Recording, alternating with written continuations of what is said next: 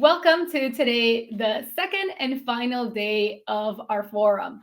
I am so excited that so many of the speakers, moderators, and I received incredible feedback for yesterday's sessions. I am truly grateful that so many of you joined us for the first day and found the sessions insightful and are back today for a deeper dive into the construction side of the yachting industry. This event brings together professionals from various fields within the yacht construction to share their expertise, discuss innovative ideas, and collaborate on advancing the industry. Today, we'll continue exploring the latest advancements in this sector and hear predictions on how these specialities will evolve in the future.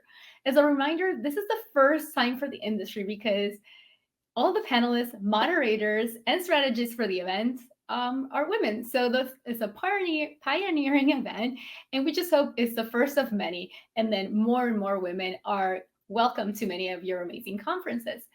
Today, we're going to have two sessions. So here's a quick overview. We're going to start with strategic PR and branding for yacht launches and design excellence with Sara Flavell, Sara Gioanola, Isabella Picco, Arianna Toscano, moderated by me, Andrea Tagliaferro.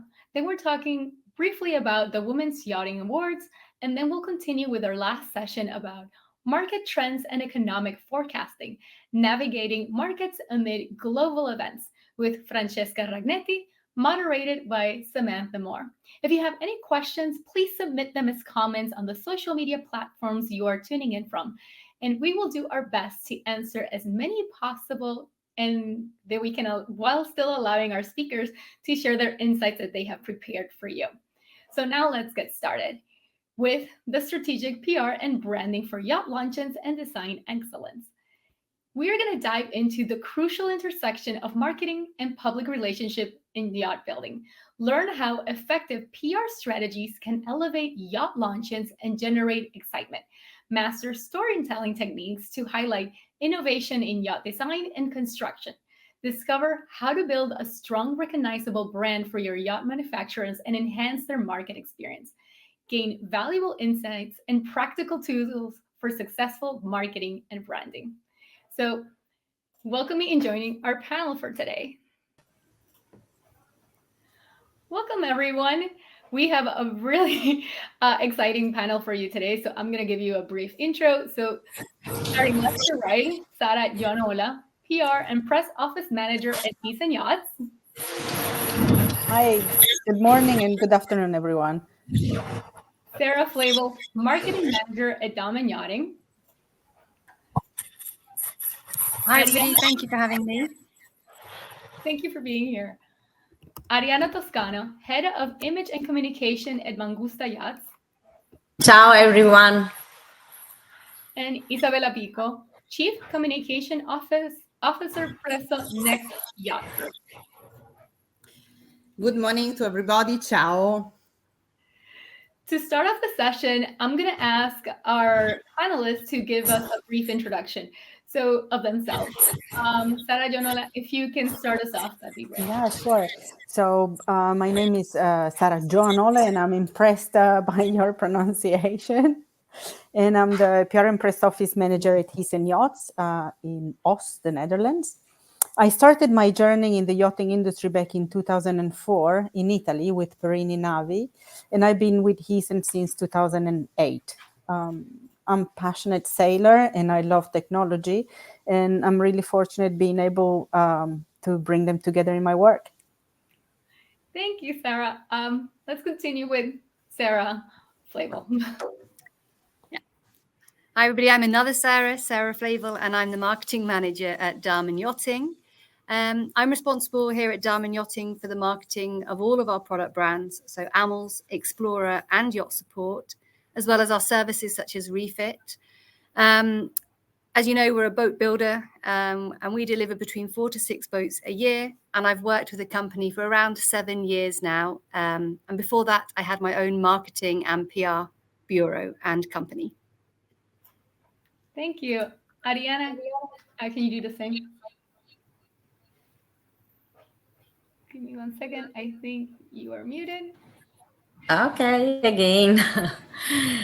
Ciao, I'm Arianna. I'm in charge of image and communication in Italy. I'm speaking from Viareggio, from Angusta Yachts. I've been working with this company since almost 10 years, even if I started a little bit earlier with another shipyard. So we, as you probably know, we as Mangusta Yachts, we focus on 3 yacht ranges, and from a communication point of view, we cover all the aspects of the communication. So branding, PR, everything concerning this wonderful world. Thank you, Arianna. Isabella, Picco, if you can also introduce yourself. Ciao to everybody. I'm Isabella, and I have to define myself as a vintage in the yachting because I started many years ago, and I have different experience with the most important Italian shipyards. Here now, my adventure in AB Yachts Maiora began 3 years ago. So it's, let's say, a startup and a new adventure. And I'm in charge of image and communication for them. Thank you. Thank you all for being here, because I know you're all not normally super busy, but we have these big shows coming up. Many of you are going to Cannes, some of you are going to Cannes and the Monaco Yacht Show. So and Genoa too. I make all the 3. And so then we are leaving on Sunday, and then we will be back in October. So not so bad. Yeah, I tell people we cannot talk until October 8th, and then we'll have like a window for a week, and then I can talk to you again. And then, I don't know, I'll see you after the awards, after Menstrate. But yeah. But let's begin. I wanted to start with a crucial element of communication campaigns, press releases. Sara, Flavell, if you can start us off, what are the key elements to include in a press release for a yacht launch to capture media attention? It's actually a difficult question in the sense of course, the sort of key elements that the press need to have in there, kind of facts, information, especially new information that's not been made available before. The press are always keen to hear something that they don't know yet, that they can see as a first for themselves. But of course, as a shipyard, we're often kind of restricted sometimes by the details that we're actually allowed to share. So I think the balance really for us when it comes to really writing good PR press releases, a good strategy, is making sure we've got those elements that fulfill the confidentiality wishes from a client's perspective, but give the media just enough so that we're giving them something to work with. They're really reliant on us providing details, providing good information. It's just that sometimes as a builder, it's not very easy to make that exciting because we're just restricted in what we are actually able to share. Yeah, I know that could be limiting, but it's always very exciting when I see your press releases. So it must be, I don't know, a very interesting problem to have to make it as exciting as you were mentioning, but also keep some details for yourself. Yeah, especially as many of the press releases we write are based around milestones, and all of our competitors, all of our industry friends also have those same milestones for their projects. Whether it's a sale, a launch, a sea trial, or a delivery, those milestones are all the same. So it's, making sure that the content that's relevant to those also really reflects your brand, really reflects who you are as a shipyard, really reflects the products, and sometimes looking beyond the details that go just along with the fact that a boat has been launched. What is special? What is different? Why should this one get more attention or be of more interest to the others? And those are really, that's, our job is to look inside the company and think, okay, what is the differentiating factor? And I think once you can use that as a hook in your press release, you've got a much better chance of getting exposure. And of course, great imagery is a win-win for all of the media outlets.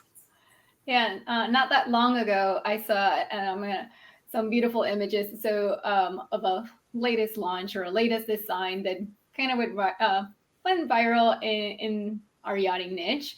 Truly beautiful haul pictures with vibrant, very, very vibrant colors. So I do understand. We rely heavily on those amazing photographers that bring each of these yachts to a different light so they can become very unique, and especially in our feed that sometimes is flooded with yachts. Arianna, if you can actually help us out with the same category of press releases, but aside from making these very well written, how do you keep those relationships with the journalists, the media outlets, for you to continue to get your word out? Listen, I think that the best approach with these friends, because we are talking about a small group of friends, we are used to work since a lot of years, is to create a personal relationship. I mean, for sure, the message should be very clear and should be very precise. But to keep this relationship active, it should be something that you do differently one to the other. For instance, there are some journalists which I love to spend time on the phone trying to give them a sort of preview of what is going to happen the next months. With some others, I prefer to concentrate on much more technical information, so to be much more focused on the product. So I think that it depends on the people and on the magazines you are speaking to, you are focused on.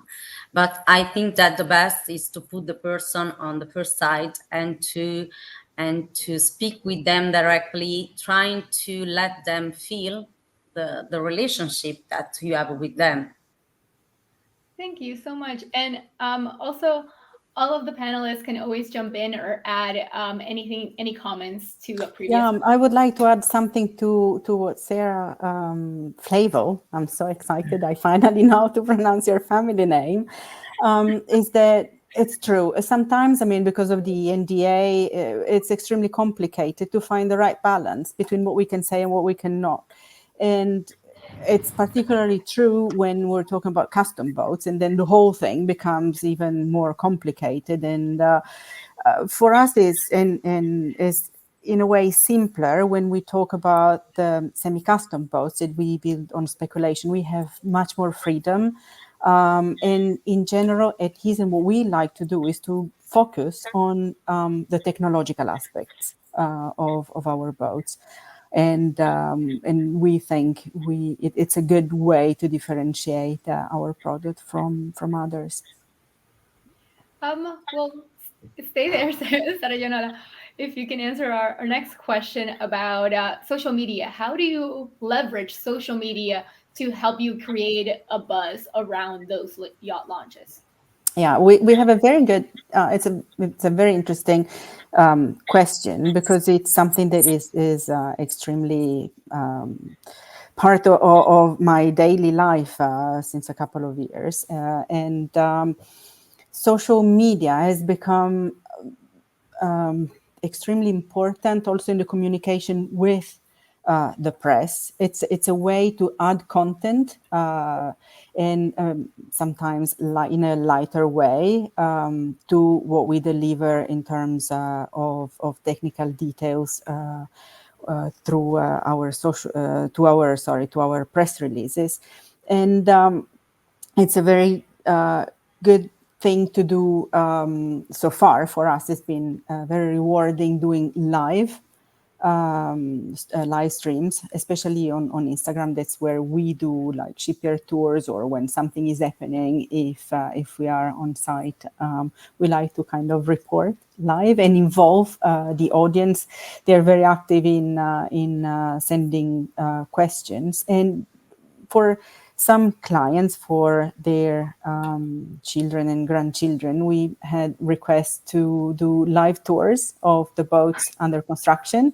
And they felt super privileged because they knew it was their boat, and it was like a game in the game. And they were happy for us to show it to the social media community. But then they had their own mini group within the wider audience of friends and family watching things, and then sending direct messages directing us to show specific areas of their boat. So I thought it was extremely fun to see this conversation within the conversation. But yeah, in general, the great thing about social media is it sparks a lot of conversations. It's difficult then to be able to keep up with everything, and with all the platform. We are not on TikTok yet, but yeah, it requires a lot of time, and it's strenuous. And we we strive to answer all the questions, and yeah. Another important factor is that it allows you to talk to different audiences through the different platforms and show different things and different aspects of this beautiful product we all build. Thank you. I would like to step in here if I can. I think when it comes to social media, this has really changed our approach. I think you froze. I don't know if you can hear me at Yeah. the moment. I can hear you. Okay, we can hear you too. Yeah. What I was going to say was I think that social media has really changed how we can approach our marketing and PR. It's really opened up everything that we do to a completely, as Sara said, different set of audiences who require also different information, who digest content really, really quickly. But at the same time, it's created a huge additional workload from marketing and PR because you have to have a whole strategy in its own right for social media. It takes a lot of management in terms of engaging with the community. We're not just talking one channel, you have multiple channels, multiple platforms, each that require continuous maintenance. It's not just about posting, it's definitely a two-way conversation on social media. Yeah. And the success is only there if you engage and continue to talk and respond to your community, and also adapt your content based on how they respond. It's a different type of content. So you really have to have a strategy on its own for social media. And on the one hand, that's created a whole new world of opportunities in the freedom that we have, and we can be a bit more playful and fun. But it has, obviously, it's a new set of workloads, so we shouldn't underestimate kind of the time and effort that social media takes. It can look free and easy. Oh, that's a great post, nice video, but hours of work go into it with a lot of thought process behind it. And I don't know, Sara, if you have also geek, welders among your followers, engineers who ask them super technical questions, and then you have to go find within your company the right people to answer the right question. I mean, it sparks, the most interesting conversation, but it was also for me a wonderful opportunity to learn different aspects about the construction of our yachts. And do you have the same kind of geek and technical audience amongst your? I think we get a combination. Obviously, we have fans who are just fans of the super yacht industry. You have the kind of technical experts that really want to know everything about the thickness of the glass that we used in a window, for example. And then we have to go off through the shipyard to find the specialist.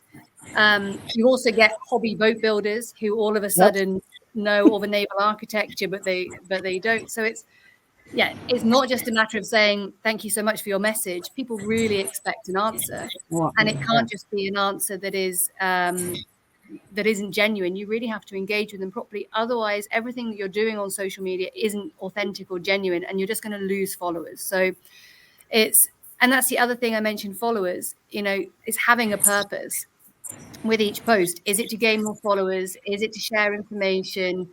It's what's the purpose? It's not always about having the most followers compared to your competitors. Sometimes it's really about engaging in a meaningful way with a smaller number where you can make a bigger impact. I totally agree with both of you. And I think that another important issue is the creation of contents, because as you perfectly said, you have to create daily contents. It means that, for example, for a shipyard like ours that builds 4 units per year, is very difficult because you have to find, but maybe I'm anticipating in the second part of the session, you have to create a storytelling. You have to pay attention to the tone of voice, to the message we are delivering. And in the same time, if you deliver too much on a social media, you are losing the effectiveness, the efficiency of the traditional press release. And in our world, it's a sort of parallel things that you have to do, because you have to follow the traditional channels because it's something that we are asked for. But in the same time, you have to be innovative on the market and think with a completely different mind and look at the social media. So it's not so easy to manage. It's not so easy to manage. Yeah, I totally agree with you.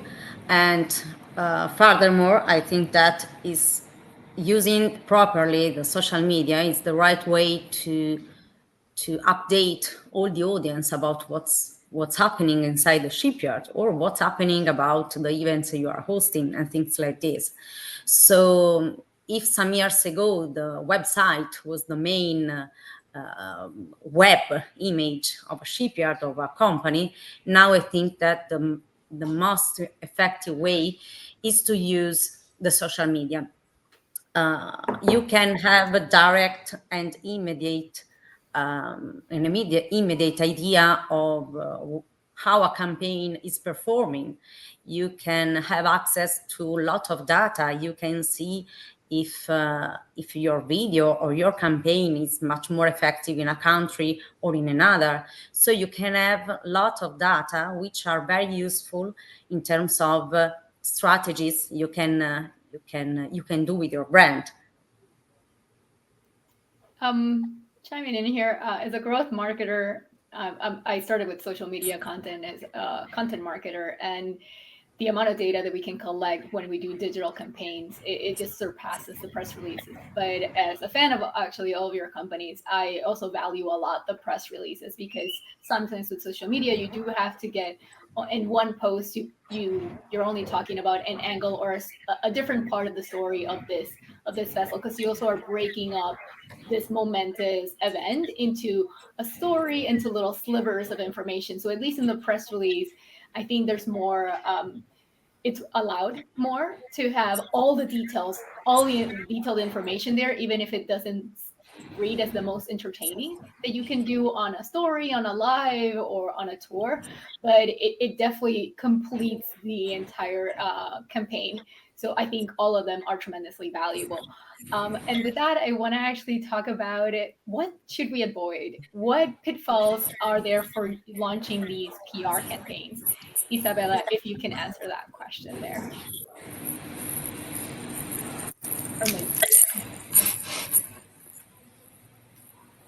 Isabella, I don't know if you heard me, because I think...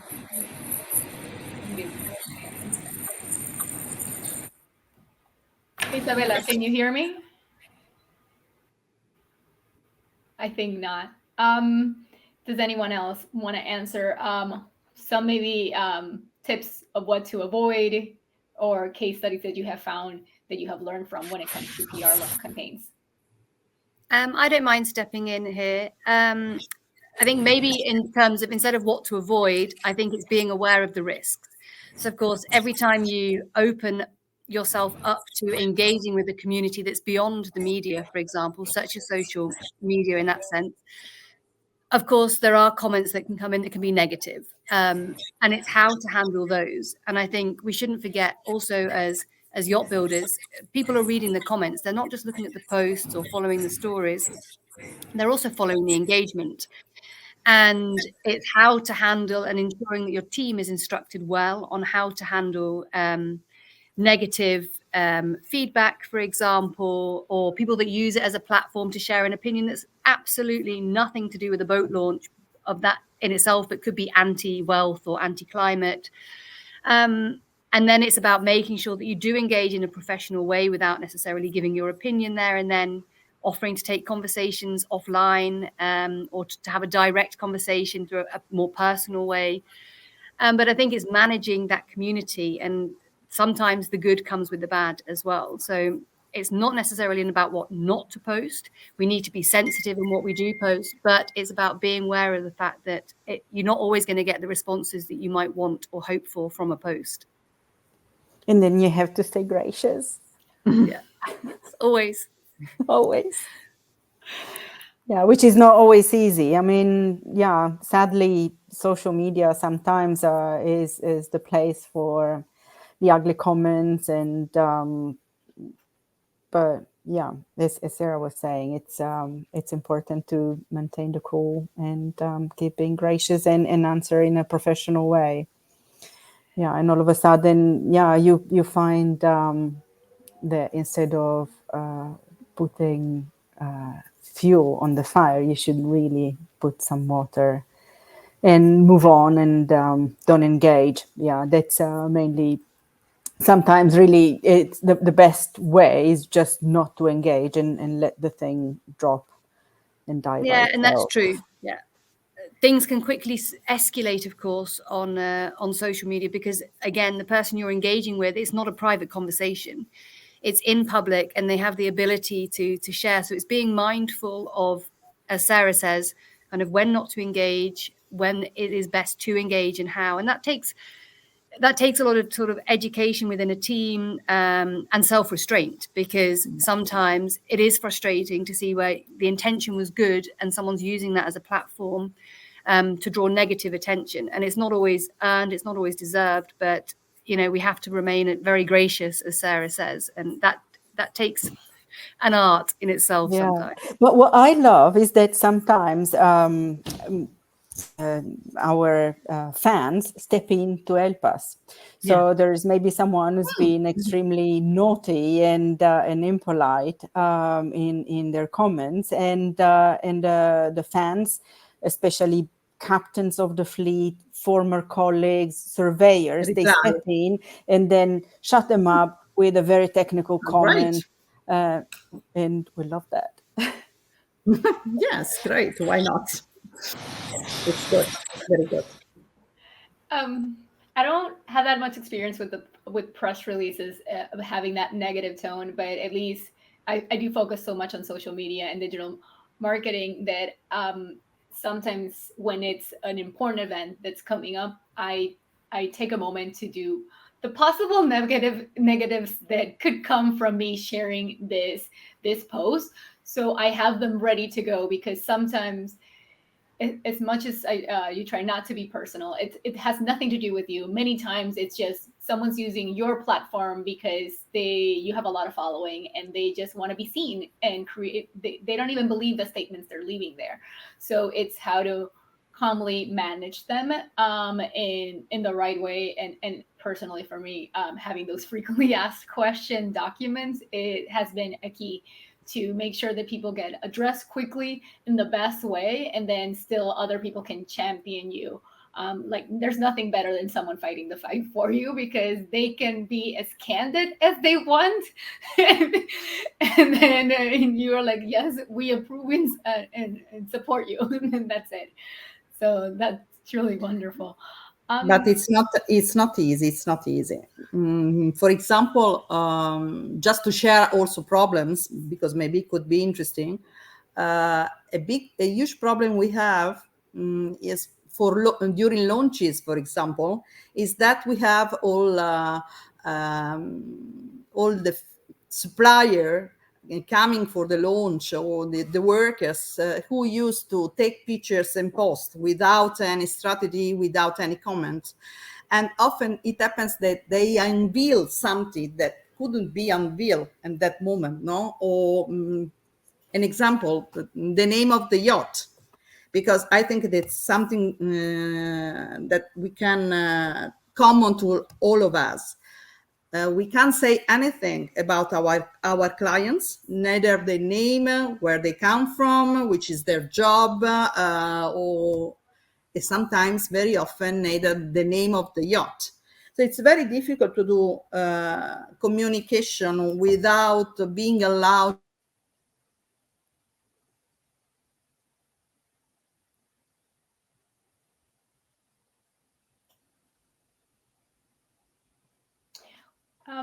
It's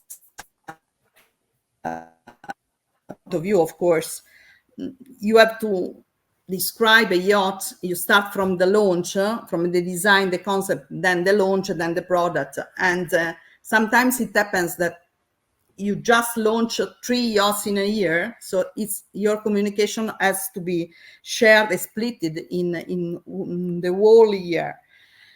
So it's very difficult because generally what you do, sketches, you give some ideas and you focus on design. Launch, you make exteriors, and after you have the final press release or the final social campaign, unveiling all the details inside, when you are allowed to show the interiors, for example, because it's not always like that. So I think it's a very particular product, our product, that obliges us to be very creative, because even if it's always the same, you can say, the same rules, in any case, every time you are facing a brand new baby, let's say, and you have to find the right way to communicate, the right tone of voice, taking in mind that sometimes you have so many limits that you have to find a way to avoid. So it's a challenge. I don't know if also for my colleagues it's the same, but it's a challenge. Absolutely. I mean, suppliers, enthusiasts, just people living in the neighborhood that Exactly. are seeing things happening, and then everybody feels like he's a reporter and takes pictures and reviews things that we may be carefully time organizing photography, video, and then it takes, I mean, to have a professional result, it takes time to post-produce it, and then they're out with an ugly but very effective coloring video video, and destroy your campaign. But we have to live with it, and I think that in this respect, it would be really nice, and we're trying to, especially with yacht spotters, we're kind of trying to coordinate their efforts so that they don't get too much in our way, and we give them the freedom to express their creativity and their love for the sea. And there's one thing that I find extremely interesting is that, maybe it's just my perception and is not correct, but it feels like in the Netherlands we have many more yacht spotters than in Italy. I'm surprised that, but I mean it's a while. I mean it's 16 years. I don't work for an Italian shipyard anymore, so I don't know what the landscape is. But I mean, looking at the social media, I don't really see that many of the Italian yacht spotters posting and being in the way of the Italian brands. Do you have a different perception, Arianna and Isabella? I don't know. Yeah, no, sorry. Maybe it's in Viareggio, where we are and where we make the launches, for example, or the deliveries. Everybody is used to yachting, so maybe they are not so interested. From my point of view, I have to say that a lot of Mangusta yachts are spotted during summertime. I mean, it's a different thing. Is that people, Mangusta fan, can see cruising the Mangusta around the Italian coast, and they take pictures and share a lot of content about it. This Are they from Italy? Are they from Italy? Yeah, most of them. Because no, I have many, but very few from Italy. So I totally agree with you. So we have so many American or.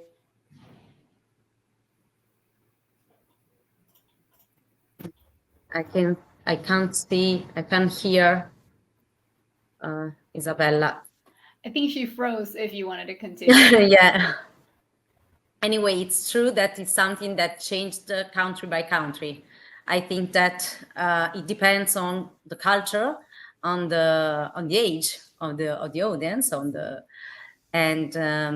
yeah, it can be different country by country. I think from our side, yacht spotters, on the one hand, they can help us because sometimes they can share images when we can't.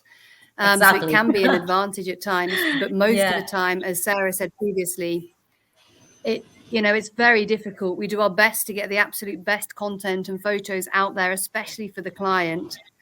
And, we take a bit longer because a boat is unveiled and we want to do the post-production. And in the meantime, there's 15 photos on social media for a yacht spotter that camped out overnight on the dock. I'm just experiencing this these days that we have our new 57 meter on sea trials. Yeah, that. And they follow AIS, so they know exactly where the boat is going. They're informed by the tug companies or by suppliers, and you're really on the back foot. And there's only so much you either have to try and put a whole sort of measure in place to prevent it, or kind of embrace the fact it's going to happen and make sure that your content is different. But it isn't easy.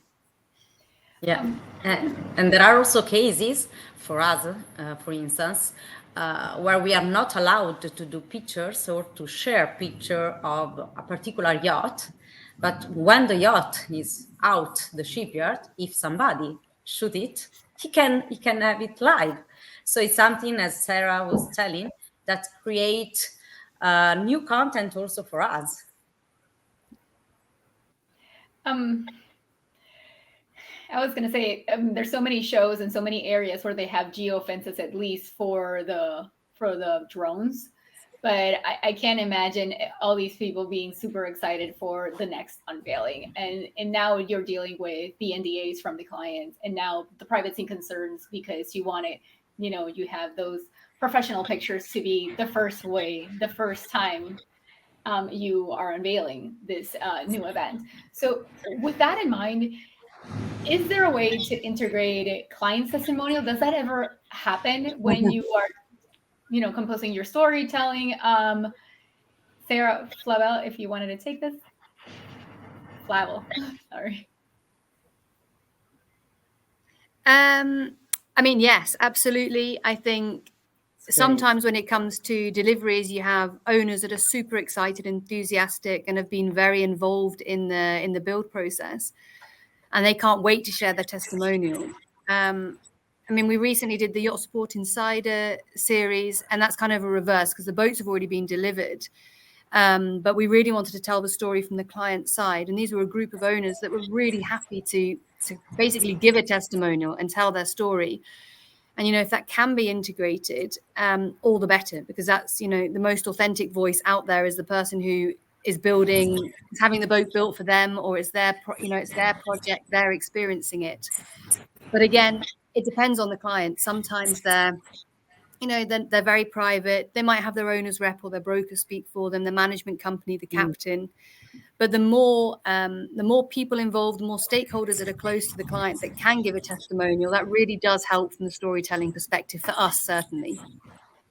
I think for everyone. And I think we are very lucky when clients are willing to open up and share their experience in building the boat and explaining how they use it. It definitely contributes to the narrative. And there's nothing better than this one can hope for. Or actually, I was thinking that another great thing is when charter guests, and especially if they are VIPs, they share how they use the boat they're chartering, and that gives you a terrific exposure.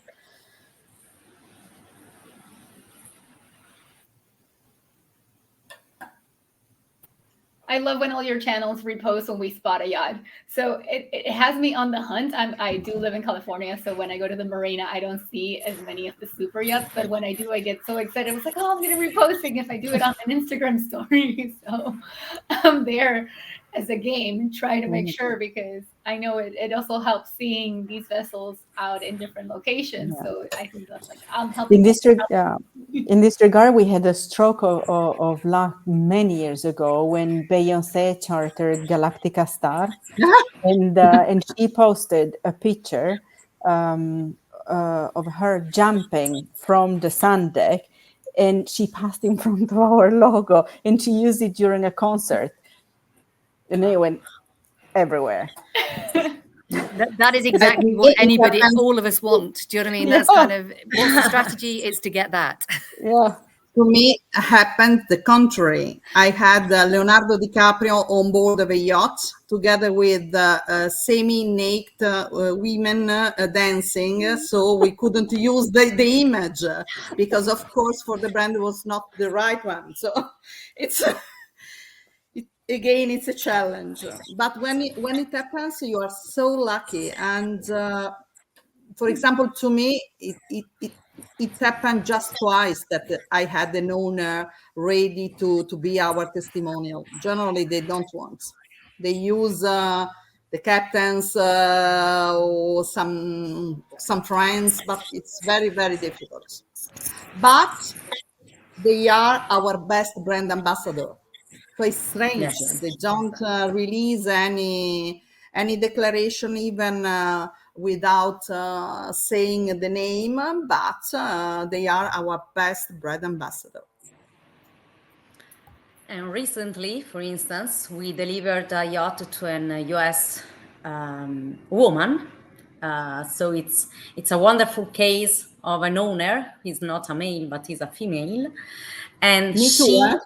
Me too. She was so in love with our yacht, with this yacht she built, 54 meters, that she decided to have interview on board, to host the event for press. So she wanted to be on the first row to explain why this yacht was so special to her.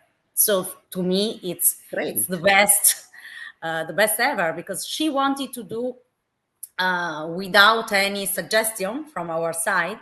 So it's really something from her heart. So it's nothing best for me. That's amazing. I think you've all said it before. You always want that moment, but it's hard to make them happen. And then if you have that wonderful client, celebrity wanting to broadcast, but then has an unsavory companion, or just when you were saying you don't want to be associated with the naked women dancing on the sun deck, it must be getting a little frustrated. Leo, just one picture without the naked women, just one. We just need one. I know if it was a social media, I would be begging for just one clear shot of you. I think we've all seen the iconic Diane, Prince Diane, when she's on the platform. I think it was circulating recently, and it's just a classic, iconic picture. It's stunning. But I wanted to talk about, there's so many, well, on this panel, there's so many amazing companies with very unique branding. So I was thinking if you could share maybe what key components do you try to always include in your messaging and your visuals and in all of your campaigns to make your brand still continue to look unique, especially with different generations and the evolution of the industry. This is for everyone, so anyone that wants to step in can take it. I think that it's very, very difficult because quite everybody in our business use the same words or same concept to describe and to tell the product. For example, I can make an example. The word custom or bespoke. Every yacht in the world is custom or bespoke, which is not true. It's completely, it's not exact at all. It happened to me many years ago that I was invited on board of a series yacht, boat, not yacht, because it was a 50 meters yacht, boat, with an owner who was so happy to show to me how bespoke his yacht was.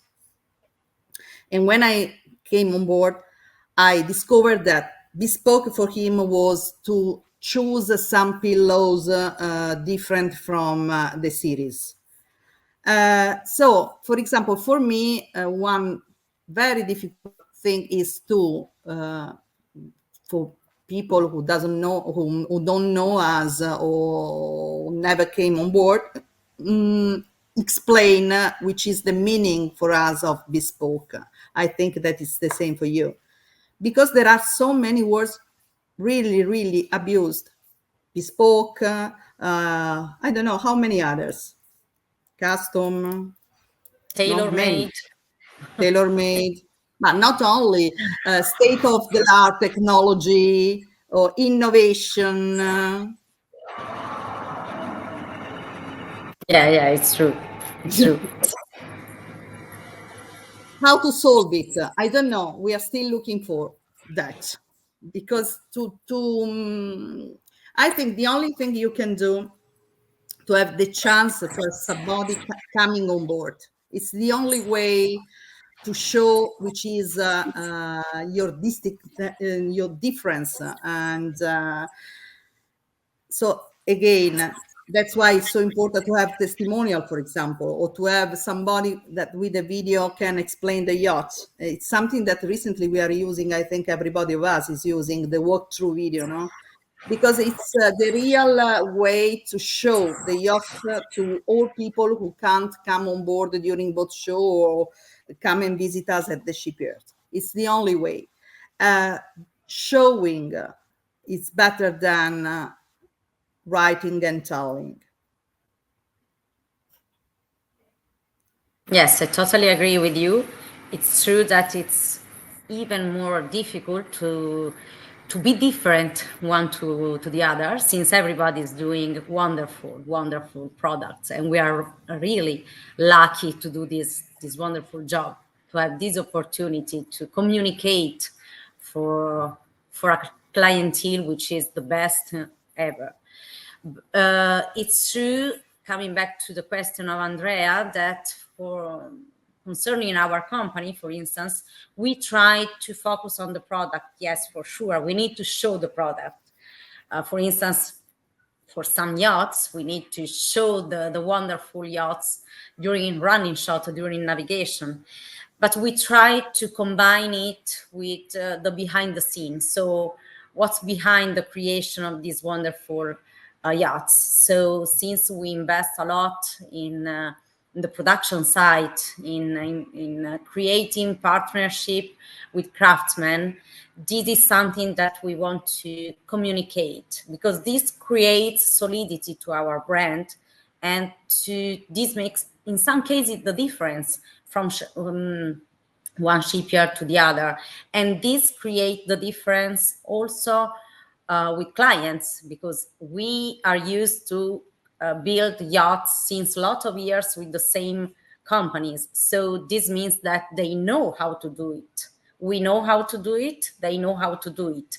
And this, in some cases, can create the difference in the choice of a shipyard to the other for a client. So that's why we want to combine also these aspects in our digital and social communication. Yeah, I totally agree with you, Arianna. We're actually doing the same. I mean, really investing in communicating about our craftspeople, the women and men that build the Hysen, whether they are one of our employees or the long-term partners we work with.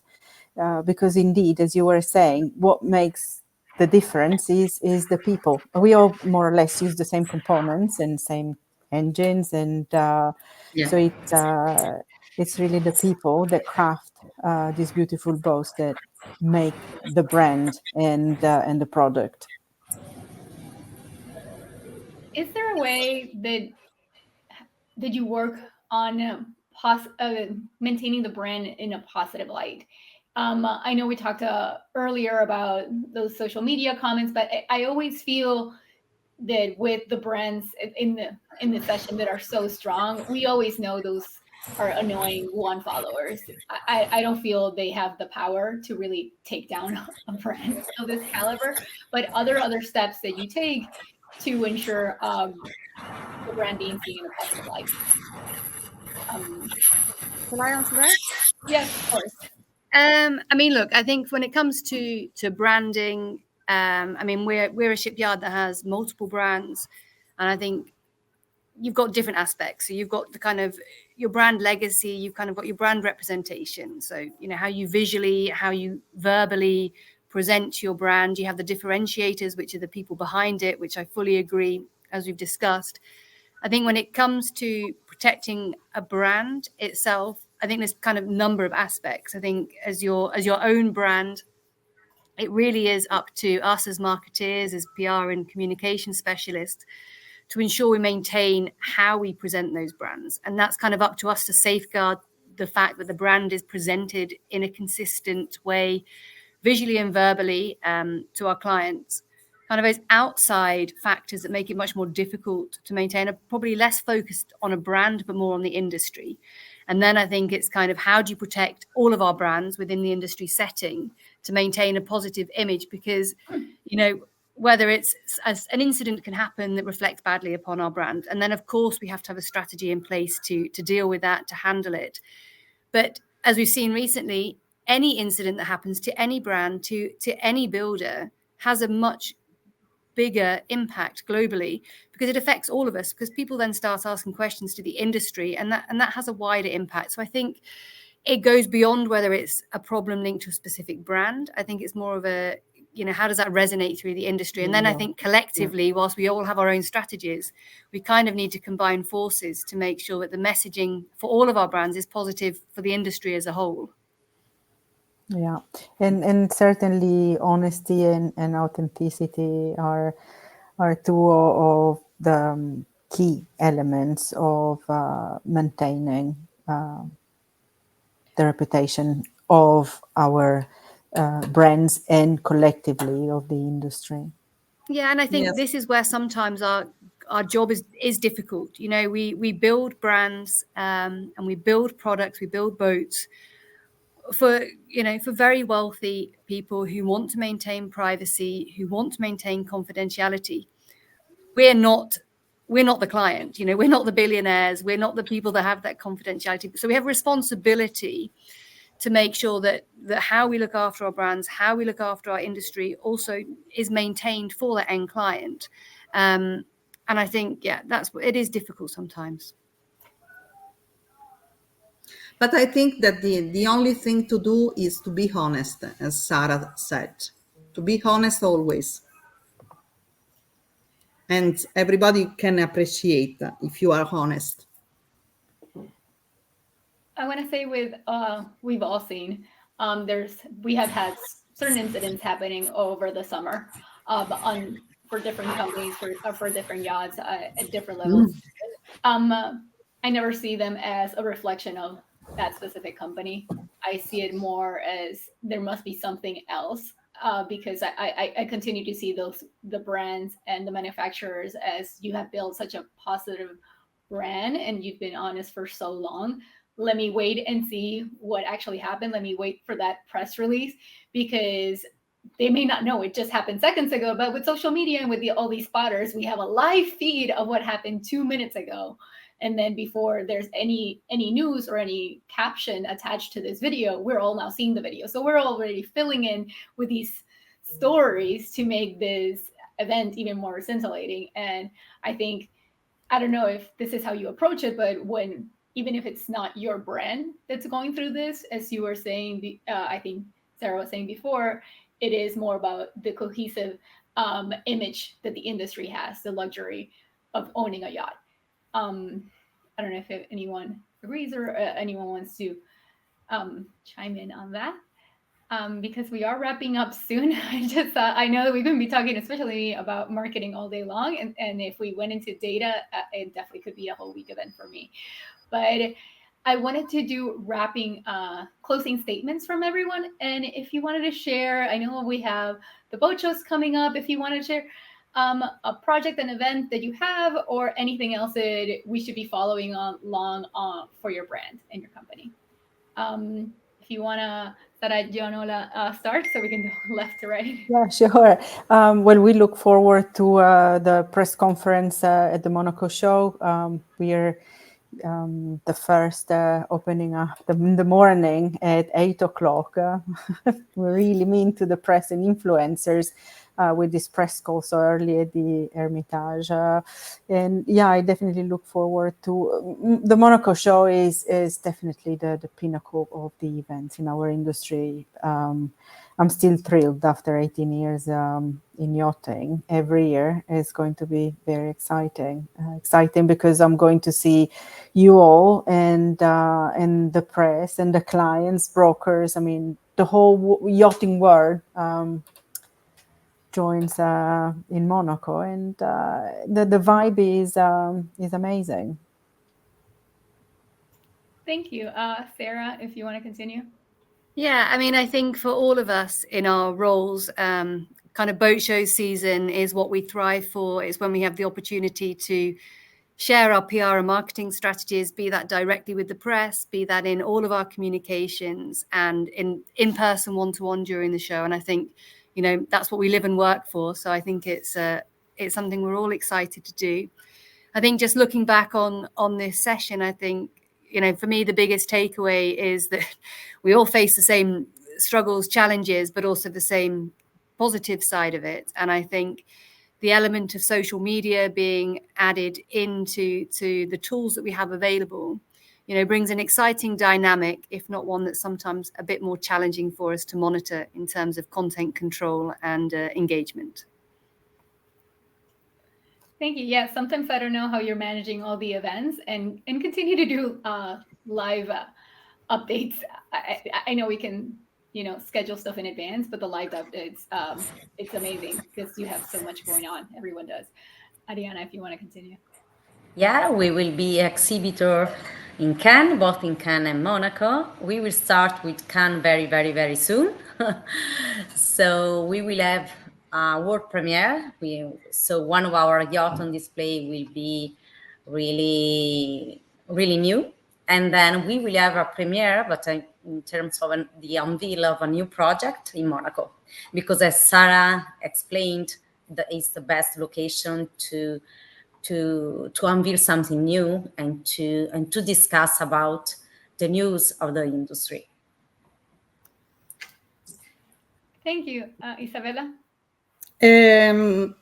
I don't know if everybody knows, I mean, not in the yachting industry, because in the yachting industry, all of us know that our season starts the 1st of September. So Cannes is the starting of the season, and also the starting of every communication strategy, every material, all the new product, everything starts from the 1st of September. So Cannes, it's a great opportunity for us to show our brand new communication strategy focused on our two brands, AB Yachts and Mayora.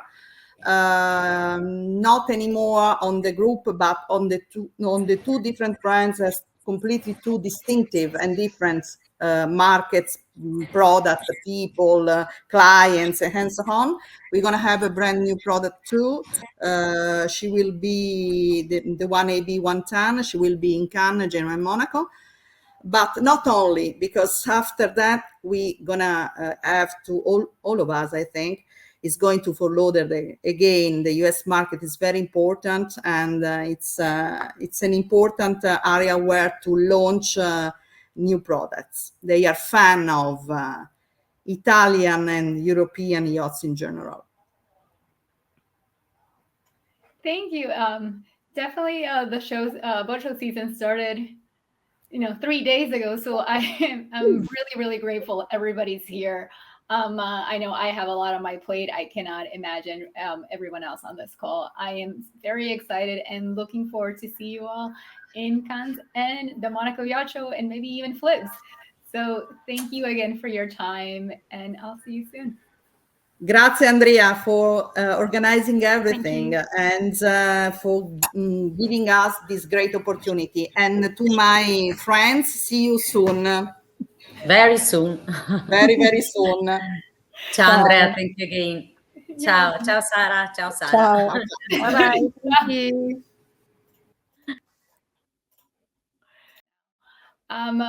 I wanted to talk to you about the Women's Yachting Awards. I don't know if people here have had a chance or have heard about it, but it is a new awards. The award honors the exceptional achievement of women who have made a significant impact across the yachting industry. This is a new and prestigious award. It's dedicated to recognizing and celebrating the outstanding contributions of women across all the sectors of the industry.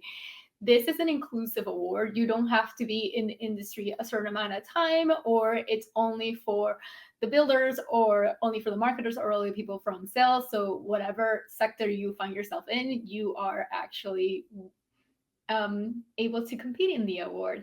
This is a pioneering event. The Women's Yachting Awards not only highlights the excellence and dedication of its recipients, but also serves as a beacon of inspiration, showcasing the women who are thriving and driving the future of yachting. This award will set a new benchmark for recognition and support, making it a transformative, hopefully, milestone for the industry.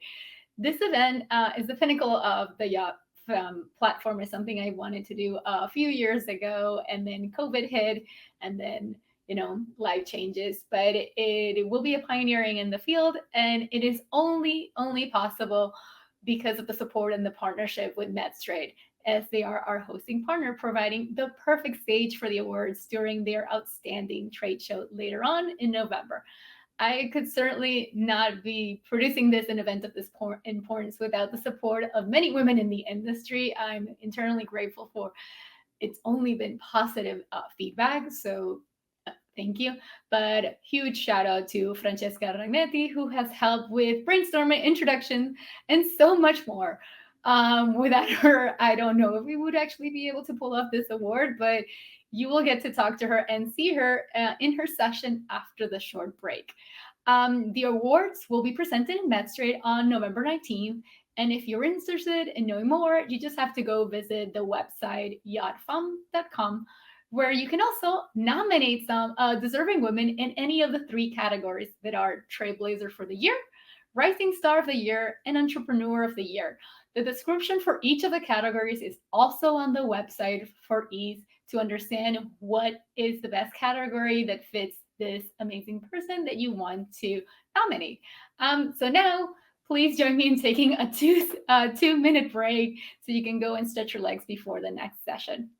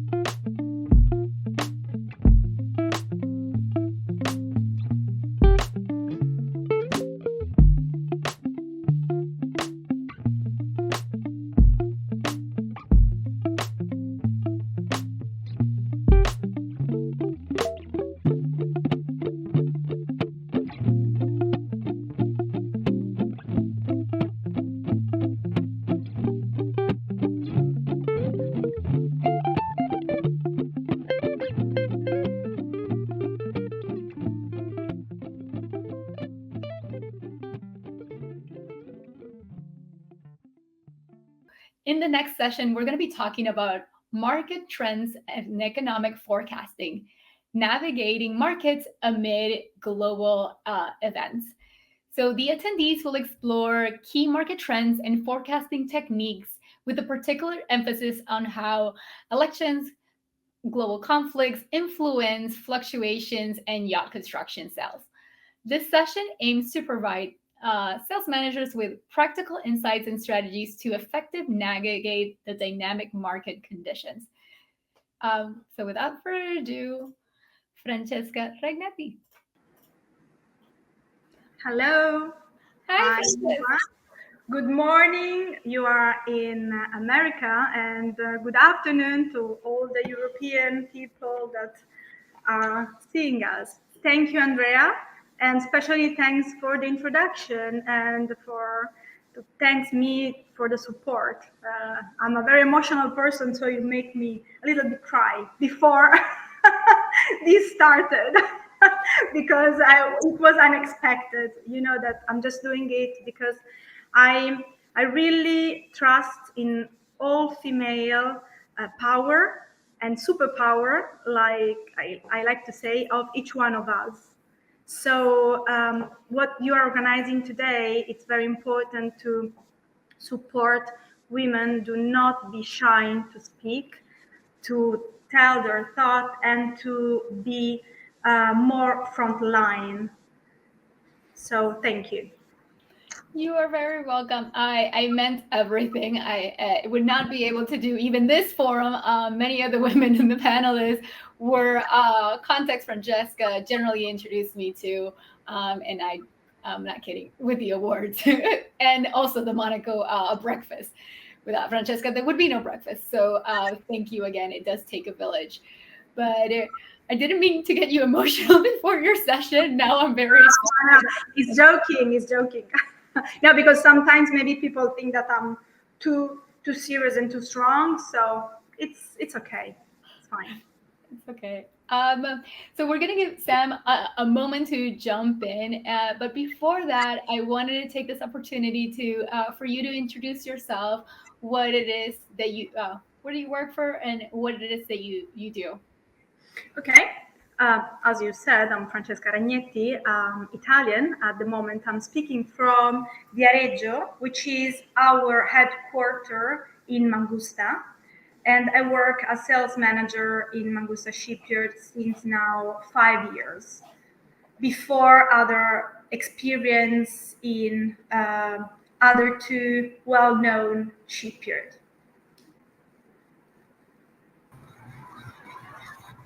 Hi, Sam. Hi. I'm so sorry to not get that email. So I quickly pulled it together, but I am here. No, you're here just in time. Francesca just did a brief introduction where she's working and who she is. So I'm going to leave you to continue with the session. Thank you. Thank you. Thanks, Andrea. Hi, Francesca. Hi, Samantha. How are you? I'm doing well. How are you? Very well, thank you. Good. Again, apologies. I dropped the ball there, but we'll get it back right now. Thanks so much for joining us today. I'm really excited about this, and let's get started right away. For our first question, we'd like to talk about the current key market trends in the yacht shipbuilding industry. Okay. So I would like to start from 1919, but I will not start from 1919 up to date because it will be a bit longer for half an hour session. So don't be scared. I try to be closer. But I just would like to make a sort of umbrella of introduction. Because since its inception, industrial design in all fields has had functionality at its core. Objects have been designed since the beginning of Bauhaus, which is the world's first design school, founded in Weimar, Germany in 1991, to respond effectively to both specific and sociological functions. This is why it is, to me, fundamental to understand how the need of owner have evolved over the years alongside the evolution of society. But going back to your question, based on my experience, the key market trends are related to lifestyle, nature, and customization. In recent years, especially since the impact of COVID, where there were once a demand of yachts from 40 up to 50-meter yachts, there is now a demand for yachts 45 to 60 meters, with fluctuation for sure from one market to another. And I would always like to underline the differences between one market to another. But let's try to understand the reasons for this evolution in demand. In recent years, thanks to the advent of the internet, smart working has become democratized, freeing people from the burden of going to the office every day, allowing them to work everywhere. You're so lucky you can understand this. And so, if you like, you can also start working from a boat. So, That too. So this trend has accelerated and stabilized with COVID, to which, on my opinion, we must at least give credit for this positive role in the evolution of our societies. Mhm. And at the same time, those ship owners also have been impacted by this radical mentality, hence a change in their demands. That's why the increase in square footage responds to a growing change in the use of boats. Because from a summer holidays, they started after the COVID or also during the COVID to use the boat as a place of continuous living, almost as if the boats become a sort of floating residence. And this is very interesting.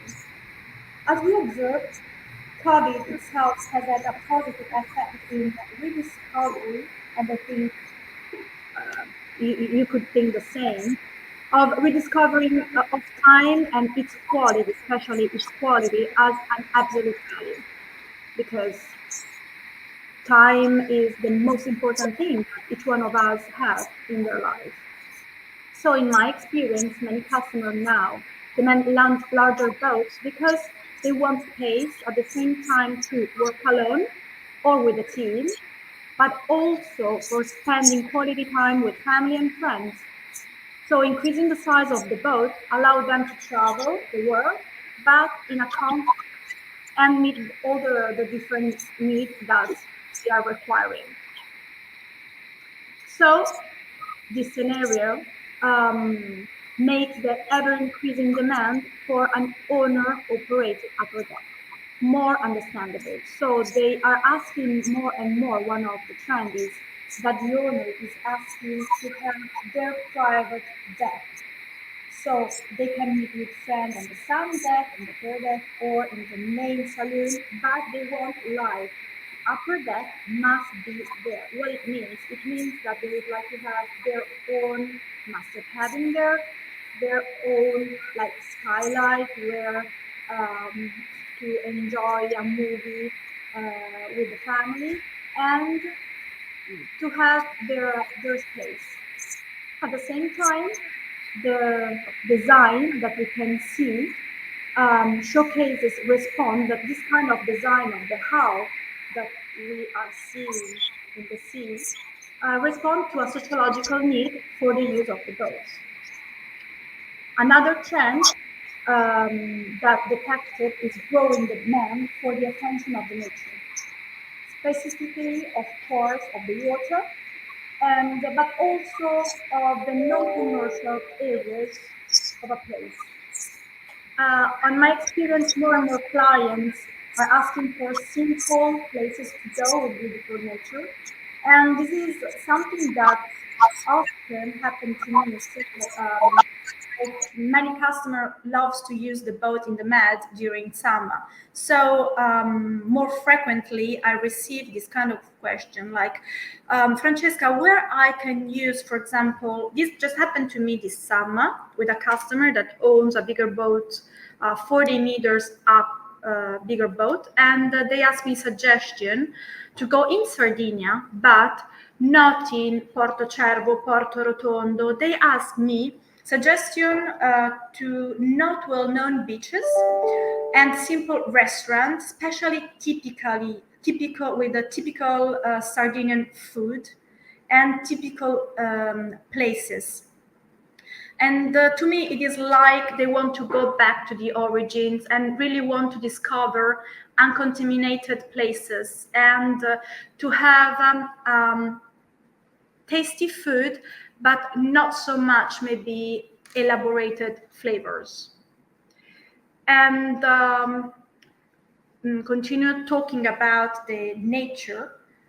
From a design perspective, this leads to large windows in order to bring much more natural lights on board and to enjoy the view. But once again, another client told me that he was very happy to have big windows, not only to enjoy the natural lights, but to enjoy more the view of the sea, while he would be cruising in places researching for orcas, whale, and dolphins. And I find this amazing. You know, you can really feel the thing that they want to be more and more in contact with nature. Maybe because they are very busy entrepreneur, so they travel a lot, airplane. They are in the cities, crowded places, so they really need the more direct contact with nature and simple places. And another trend is an increase in aft space, with a larger percentage of space dedicated to the beach club to have direct contact with the sea. And we are increasingly seeing wider stern with the possibility of extension via lateral wings or transformer in order to have like a walk around area where they can enjoy. And last but not least, then I give you the word for my next questions, is the customization. Clients are increasingly asking to be involved since the very beginning in the building process. Many of them have a clear idea of how they would like to use the yacht, and others come to the shipyard with ideas of design and materials that they would like to use on board.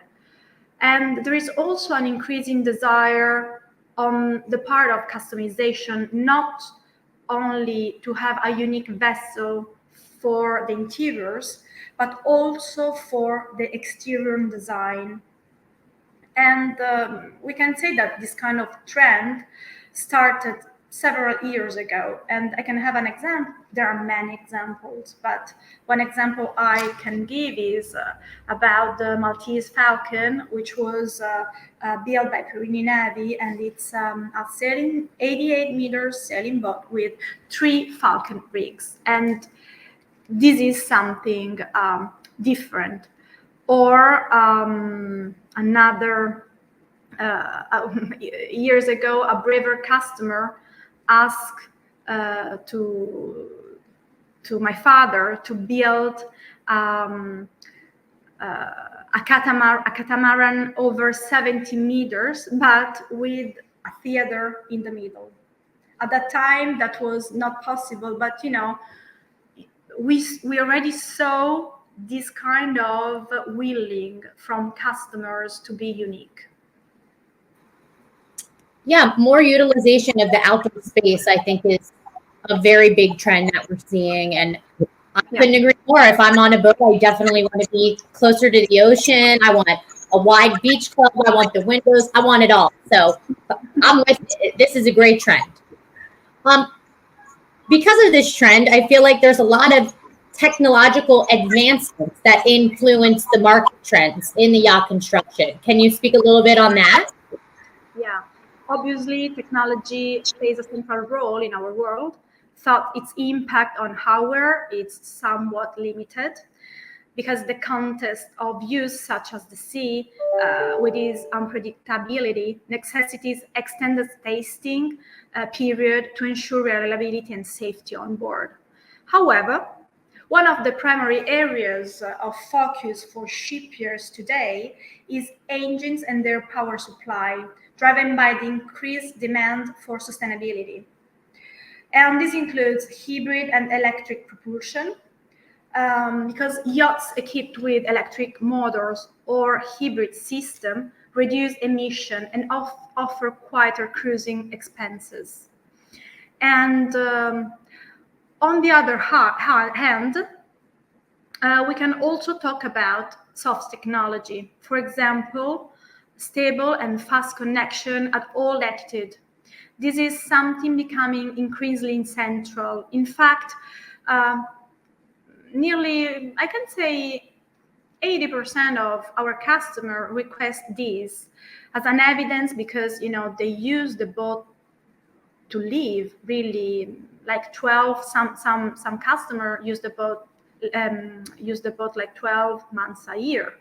I mean, and they want to work on that. And as evidenced by the ever-growing demand for a system which is like Starlink. Yeah, I mean, Starlink has been a game changer. I think that allows people to be very remote and work from their yacht. So I can see that. As far as like hybrid and electric propulsion, do you see Mangusta going that way? I mean, you guys are known for your speed, and do you think that you can? I mean, me personally, I don't think that there is a green boat. To me, at the moment, in our day, maybe in the future, there will be a green boat, but we cannot really talk about green boat. And, we are waiting, we are testing. Surely at the moment, there are not engines as much as powerful that can allow us to go 35 knots with our DNA boats, for example. But you guys are speed. I don't know if you can encompass that with a hybrid, but maybe. I mean, Tesla did it. Very fast car. But yeah, but we don't only build speed boats. We also have semi-fast boats like our Grand Port, which are the kind of boats for the customer that likes contemporary and modern yachts, would like to go fast, but not so much fast, like 26 knots, but they still want volume on board. Or Right. we have the Oceano lines, which are like villas on the seas, lots of volume, displacement boat, 2 engines, and you can go far and crossing the ocean with calm and comfort. The Mangusta dream. Let's talk about some forecasting methods and what's the most effective for predicting the future market demands of the yachting sector. So me, I use the crystal ball. Every morning I go in the office, I have my crystal ball on my desk, and actually she talked to me. Joking. Joking aside. In the luxury and extra luxury market like our, it is appropriate to promote qualitative and not quantitative research. Obviously, we all use data, but what I think makes the difference is knowledge of the markets and the specific psychologies of different countries. Because what is considered luxurious for one country is not in another. So the advice I can give to young people who want to enter the sector may seem old school, but the key to understanding market is study. You have to study to learn to understand the psychology of the different countries by reading, visiting them, and talking to people. Because if you open your life and your mind, this kind of approach will open surely doors for them. Back to technology. I like hearing you talk about traveling and really learning your market. That's something that I feel like a lot of people are very concerned about AI coming in and taking their jobs, and I hear that a lot, but it seems nothing can trump AI or humans for AI when it comes to learning your actual market. It's something that they won't be able to do. So that's always refreshing. Next question. How do changes in consumer preferences impact market trends and forecasting? So again, much attention must be paid to the sociological element.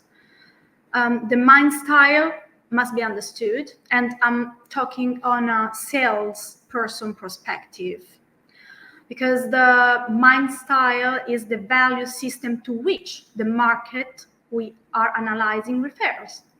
This is certainly a challenging way of working because it requires constant attention to the so-called small signal, which are normally intangible elements that do not relate exclusively to our sector, but make us able to interface with customer much more effectively. As we mentioned before, if the new and growing focus on the sea had not been understood, the need for more extensive beach club would not have been grasped. So our job is to be able to discern the often latent desire of our customer and respond to them with appropriate solution. What I try to do personally is I'm a very curious person. So I try to look at the luxury sector in all its expressions, whether it can be fashion, food, automotive, hospitality, or anything else that can offer me insight into what will happen in the coming years. On the other side, I've been fortunate enough to be immersed in this sector since childhood. And for this, I have to thank my father, Giancarlo Ragnetti, which was the CEO of Perini Navy, and with Mr. Fabio Perini was the founder of the company. And my father not only passed on me the passion for the beauty and the quality, but also gave me a privileged perspective on the luxury boating sector from a very young age. So emphasizing the importance of creating valuable relationship with all people. So this is a very important thing. And I also think that we have to always remember that we are not selling boats, but we are helping people building their dreams. That was beautifully said, and so nice of you to thank your father. Again, with the relationship things, something AI is not going to be able to do for us. I'm constantly seeing this spoken about, and it's really exciting to know that our industry is still driven with forming relationships. That's the most valuable thing. Speaking of relationships, let's pop over to environmental regulations and how do they play in shaping market trends in the yacht shipbuilding industry? So we know that several countries around the world enact strict laws for the protection of the sea. Like, for example, Baltic Sea, Canada, US. So obviously, as a yard, we have to equip boat with systems to meet them. Like, for example, the installation of SCR system on a yacht main engine that allowed cruising in those areas, and the certification for ECA area, which enforcing MARPOL resolution for IMO Tier 3rd. At the same time, we know that sustainability has become an issue for everyone in the nautical and also not nautical world, with a kind of clientele that in general, beyond national regulation, is increasingly well informed, and they're not satisfied with, let's say, cosmetic proclamations. It's good to know that there are a lot of environmental regulations and everybody has to abide by them. I think everybody in this industry can say we have to be responsible with our ocean. So that's really, really great to hear. Let's move around navigating economic fluctuation. What strategies can yacht builders implement to mitigate the impact of economic downturns on their sales? Certainly, overall, we are in a period that is not the happiest for sale, but we also know that despite the alarms that have occurred in recent years, such as COVID-19, we can say that the luxury market has grown steadily. Rather than a crisis, I would describe it like a pause, during which the customer are waiting to understand what it is happening. And for my experience, I can say that interest in high-end product remain very strong, although at the moment it has slowed down a little bit. And we also know that the number of potential customers globally is growing steadily, with virtually untapped market segment of luxury yachting. Therefore, I think that we need to look at these markets carefully now so that we can be ready for them. And I always like to think on a positive way. So I believe that once we get past this moment, our prospects are positive. So we just need to be calm and positive. Do fluctuating material costs affect your pricing strategies, like for your sales forecasting? Is that something that happens often? Sorry, can you repeat? Does fluctuating material costs affect your pricing strategies and like sales forecasting? Yeah, this has already happening since 2021, but this has not prevented the demand and sale of bigger boats, frankly speaking. So I wouldn't talk about strategies. The increases have affected all sectors, so not only the luxury sector, but also food and but everything. But in our specifically, I think that the profile of our customer makes it quite easy to explain this increase to them. Then maybe they cannot accept, but they understand. Right. So how can a sales manager adapt their approach during these periods of economic uncertainty? The strategy that I personally adopt is to remind myself that we need to be patient, as I said, and consistent. Nurture in this moment relationship, and always relationship are very important, and keep communication alive, also through extra yachting events. And I believe that as women, we should make the best use of our natural ability to nurture relationship over time, establishing bonds of trust, and let me say also friendship.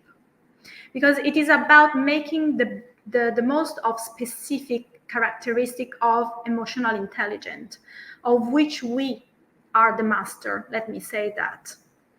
So also this meeting is about to understanding and harnessing the female aptitude for collaboration. I love that. That was so wonderful. And I couldn't agree more. Super girl power for this whole forum. It's so great. Unfortunately, we got to wrap this up, but I appreciate you, and talking to you has been a privilege. Thank you so much for participating and gracing us with your wonderful answers and insight. I want to thank Andrea for doing this forum. It's been so amazing. And I'm sure we'll run into each other over in Monaco or Cannes or Flibs or one of the worldwide shows that we all attend. So looking forward to meeting you in person. And with that being said, I think we have to sign off. Is there anything else you want to mention before we wrap this up? I would thank you, Samantha, to be a perfect MC with the questions. And it was like talking to a friend, really. And Andrea to organize it. So let's keep moving, girls. And I really, really think that we are more powerful of what we, in our DNA, it's written, because sometimes we always doubt about it, but all together we can make it. So thank you. And see you, girls, at the boat shows, Cannes, Monaco, and have a great season. Bye-bye. Thank you. Thank you. Bye, ladies. I have to say, I cannot agree more with Francesca's last statement about us collaborating. I firmly believe you go faster alone, but further together.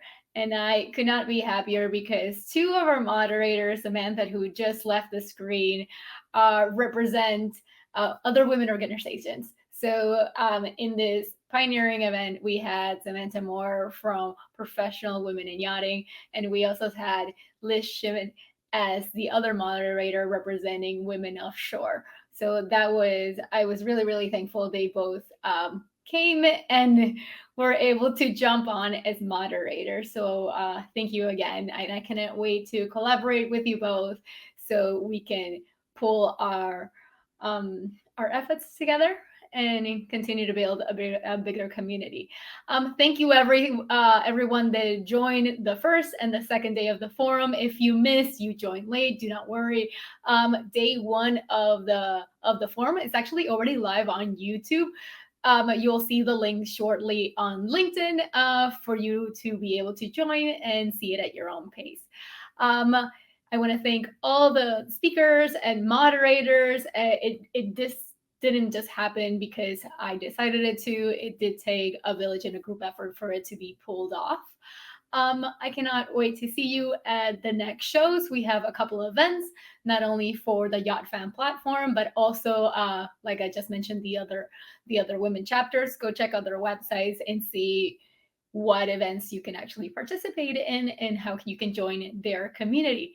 You already heard about the awards for women in yachting. If you want to know more, go to the website, yachtfemme.com or yachting.com. There's a tab for events and it's a tab for awards. So without further ado, thank you again and have a wonderful boat show season.